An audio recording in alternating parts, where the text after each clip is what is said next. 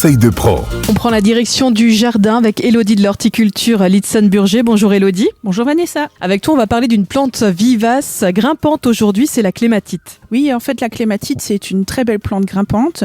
Donc, tu as beaucoup de variétés avec beaucoup de couleurs. Tu as du blanc, du rouge, du rose, du violet, des grandes fleurs, des petites fleurs, des fleurs doubles. Enfin, vraiment, c'est une plante qui offre un grand choix de couleurs. Alors j'imagine qu'elle a des particularités. Où est-ce qu'on peut la planter, cette plante ? La clématite a besoin d'une exposition ensoleillée à mi-ombre, donc il faut impérativement que le pied soit à l'ombre. Pour cela, tu peux planter un arbuste de petite taille à son pied ou poser des tuiles ou même une vivace. Ok, quel type de sol elle a besoin ? Alors le sol, il faudra un sol riche en humus, léger et neutre. Et concernant la plantation, comment on fait et à quelle période ? Alors pour la période, le mieux c'est au printemps pour procéder à la plantation. Donc tu réalises un trou assez profond pour pouvoir enfoncer le collet. C'est une plante qui aime avoir le pied au frais. Tu dois l'éloigner aussi du mur sur lequel tu vas le faire grimper pour qu'il n'y ait pas trop de chaleur, environ 30 à 40 cm du mur. Et tu diriges les tiges vers le mur. Donc il faudra prévoir un support pour qu'elle y grimpe,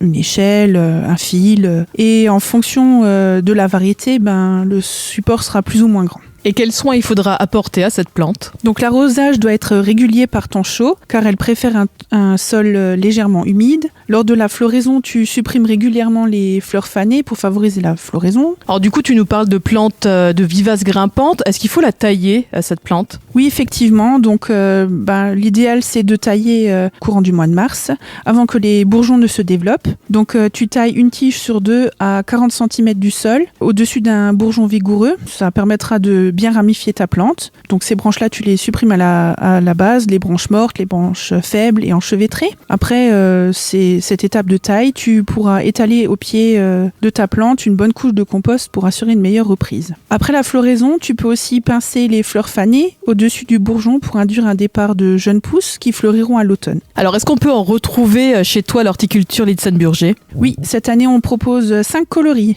Il y a du blanc, du bordeaux, du bleu et une bicolore rose et rose foncé. Merci beaucoup Élodie. Donc tout ça, vous le retrouvez à l'horticulture Litsen-Burger à Bliesbruck. Et moi Élodie, je te dis à bientôt. À bientôt.